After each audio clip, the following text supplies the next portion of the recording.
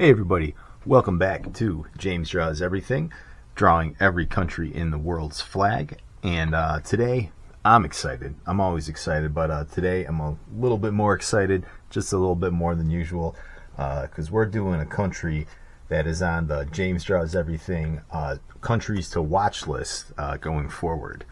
Not like stock tips here, although I am not a stockbroker. Do not take my advice. I am just a humble artist and YouTuber. But yeah, this country to watch is El Salvador. And actually, I kind of jumped ahead here. Already drawn the flag. El Salvador. Just got to point out where it is. Just in Central America over here. Just in that region of the world. And it's one of the smaller Central American countries. It's kind of been a hot spot throughout pretty much all modern time as far as violence and crime. It's one of the most had the highest homicide rate in basically the entire Western world, really, for a long time, and that's changed fairly recently. And we can get to that soon. Let's just first, as I'm kind of coloring in these blue bars on the flag, just give you a little history on El Salvador. So El Salvador, ancient times, it was home to the Mayan civilization and the Olmecs as well. And they were then colonized by the Spanish, like pretty much everywhere in Latin America. And I just colored this blue here. This is just going to take a little while. In 1821, they did achieve independence from Spain, and a lot of countries did kind of around that time. You're seeing in that early 19th century period a vast decline of the Spanish Empire and Spain's influence in the New World, although it wasn't as new in the 19th century, the Western world, basically, the Americas. And then by the time the 20th century rolls in, the Spanish-American War, Spain as a major world power is pretty much done at that point. But enough about Spain. El Salvador was part of the Central American Federation, and then so that was a loosely knit group of countries in that region, and then they broke away from that in 1839, and it's been an independent country pretty much ever since. And then let me just concentrate here. It's got a little bit darker of a blue than some of those other flags here. And the blue actually, you see this blue, white, blue flag a lot in Central American countries. It does kind of pay tribute to the Central American Federation. Nicaragua and Honduras also have some pretty similar flags. So let's just do the other one.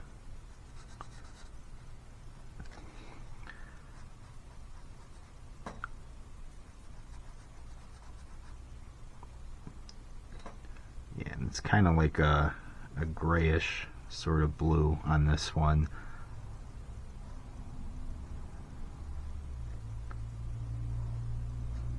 Some of the other ones have a little bit lighter colors.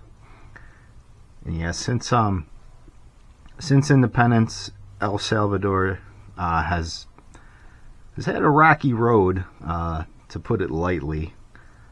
There was a 12-year civil war that ended in 1992. Kind of a legacy of the Cold War. A lot of Western-backed powers fighting off communist, leftist guerrillas in the area. And the country's been very unstable, kind of ever since, until fairly recently. And again, we'll get to that. And you do see that a lot in Latin America. And it's basically just a legacy of Spain's politics versus like British or even French.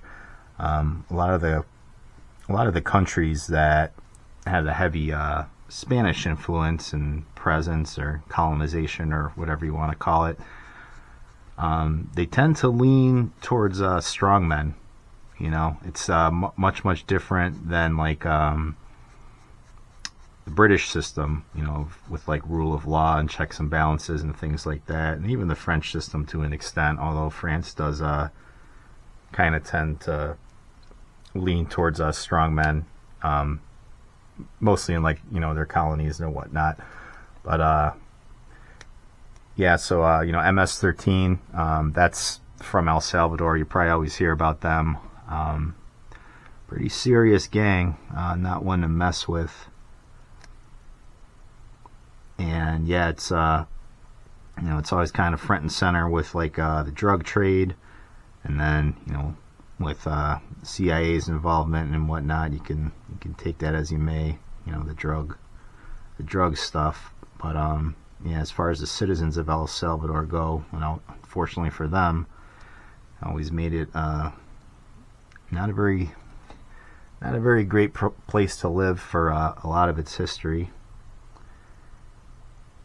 And crime through the roof, highest homicide rate in the Americas. Now let me just draw this this little kind of flag looking thing here.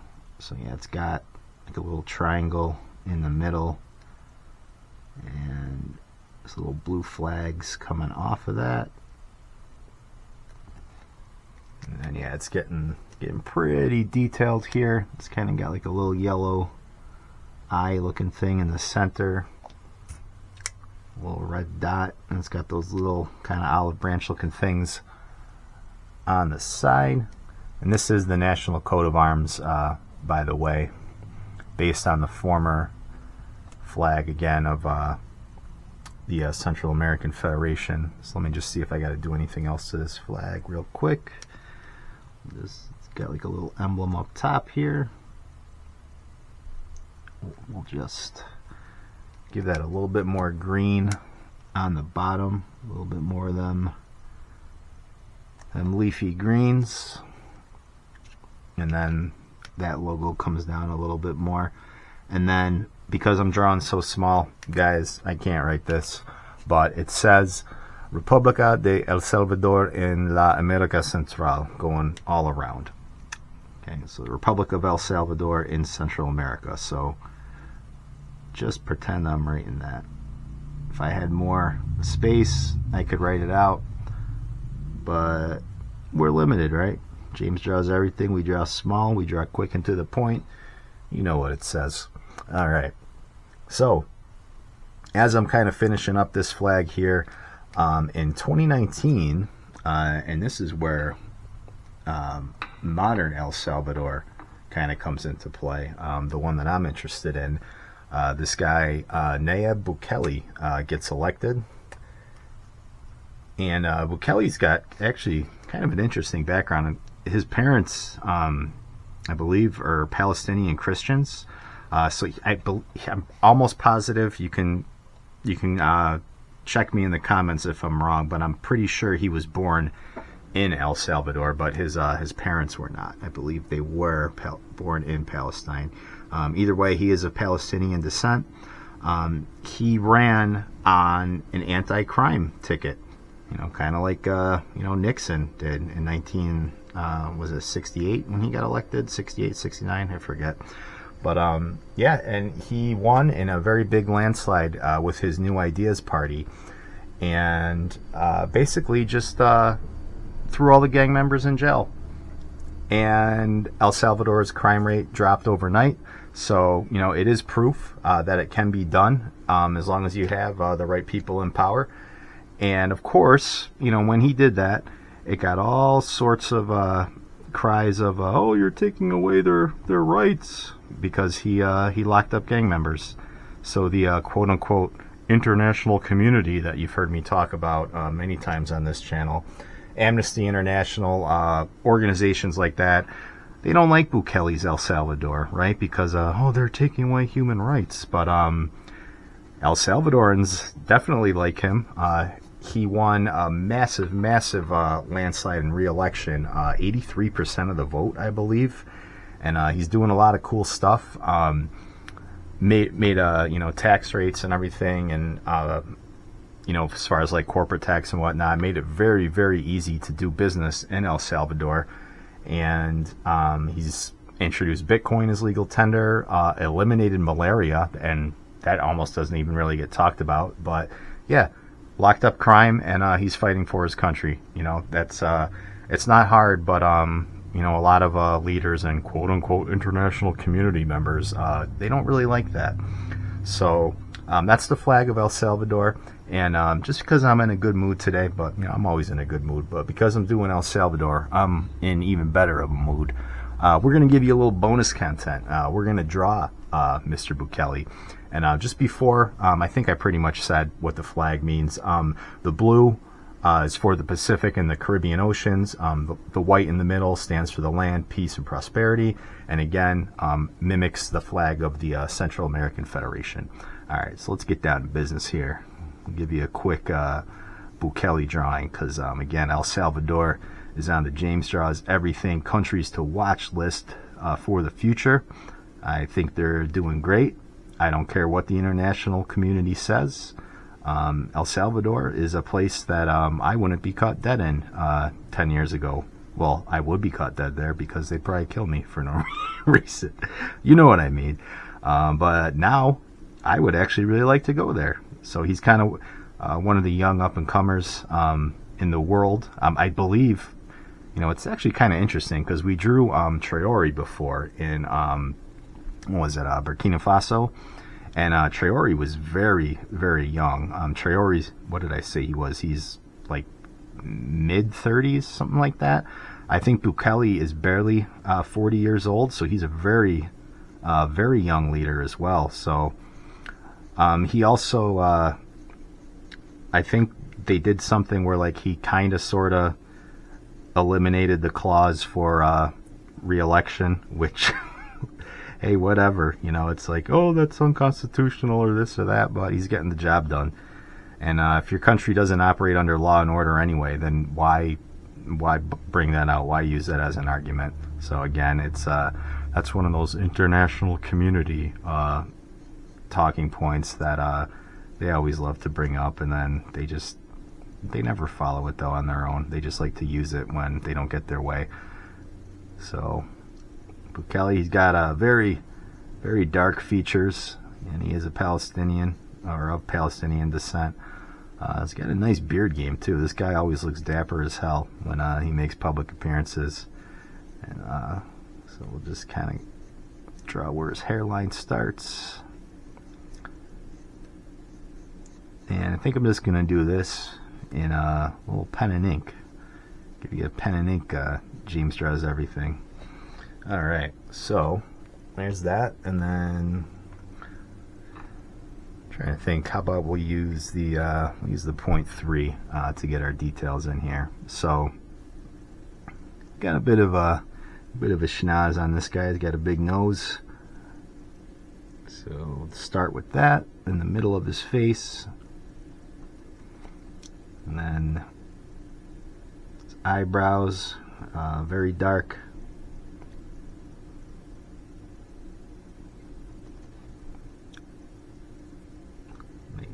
Your eyebrows kind of come to a point in the middle. Alright, and let's get those eyes in. He's got very, very deep, dark penetrating gaze. Just come back around the other end here. That little eyelid. Yeah, so again, El Salvador, beautiful country, very agricultural based economy. It's probably going to be changing soon with like tourism and whatnot. A lot of coffee there, coffee beans.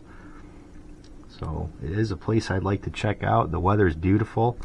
The only thing holding it back was, of course, the crime. You don't want to get killed when you're going on vacation, but now seems like a heck of a place to go to, and I, of course, wish them nothing but success going forward, because I think they're doing the right thing, and it is a model for other countries to follow. Clean up your mess, right? Okay, so I'll just kind of accentuate that bridge under his nose a little bit more. And his ears are kind of bigger on the bottom, and then he's got like his beard line going around here. Let's just get his lips in first, his mouth. Got a little bit of a smile going.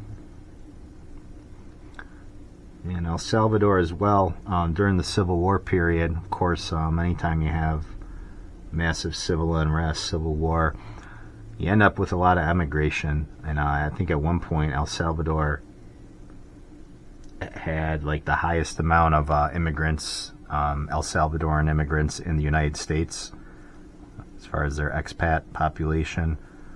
El Salvador was like the biggest group. I don't know if that's still the case, but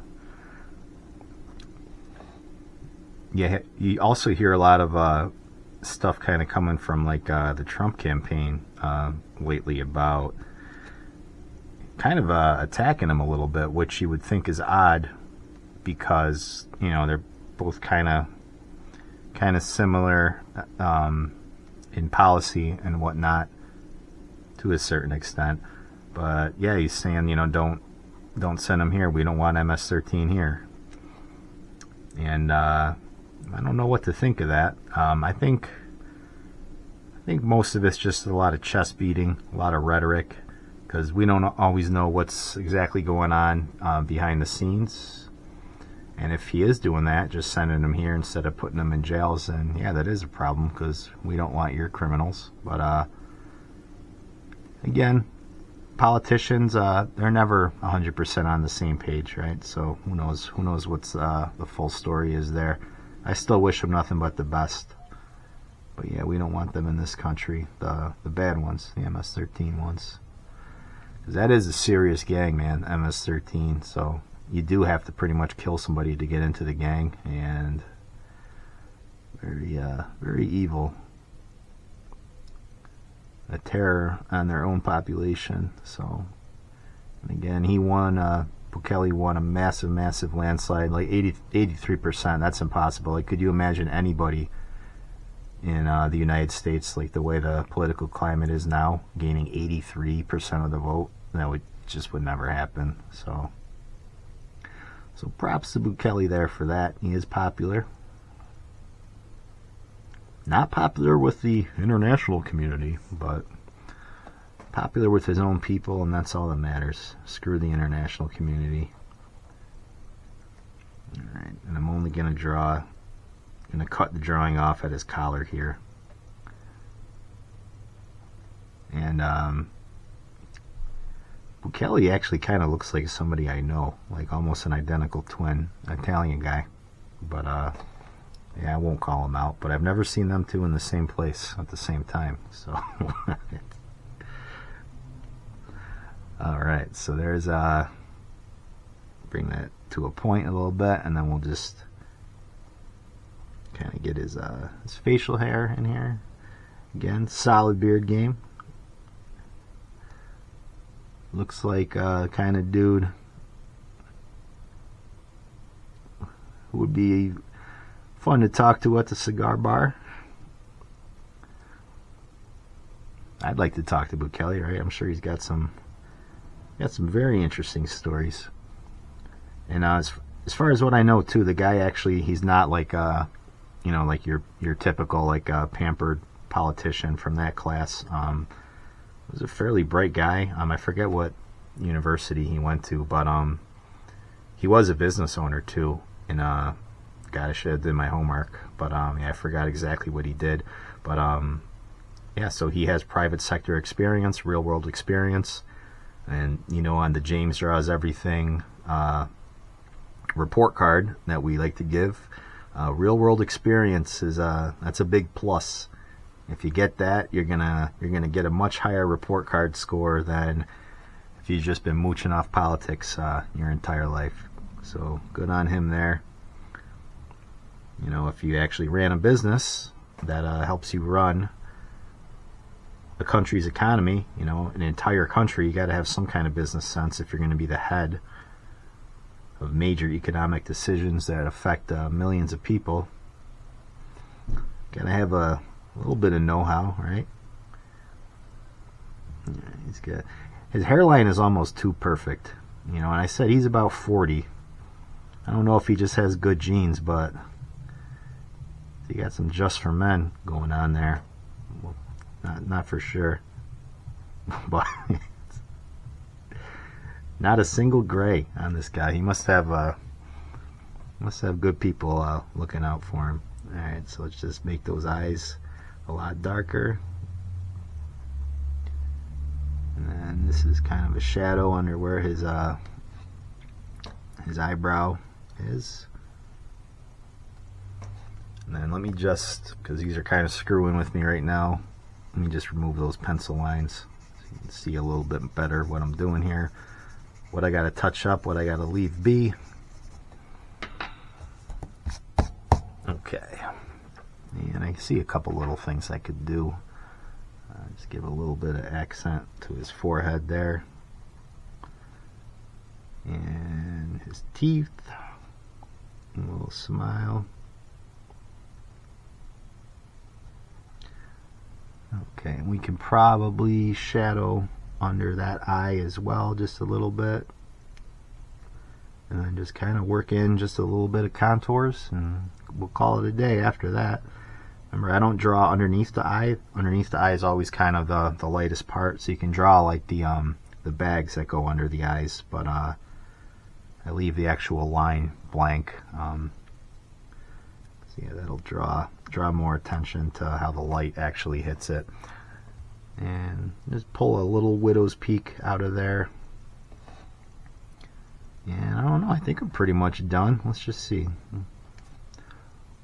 Work some more lines into that beard, and then his cheekbones there got some shadows under them. Can give his nostrils a little bit of depth there, so it's not just a round. Oh, there we go. That did it. All right. I'm liking it. I think that's pretty good. Let's say, yeah, I don't think I said his first name at all. Nayib Bukele, president of El Salvador, possibly president for life. You know, that'll piss off all the right people. But that's El Salvador. That's President Bukele, one of my favorite world leaders right now. And this is James Draws Everything, and you know what to do. Like, comment, and subscribe. And I will catch you on the next video.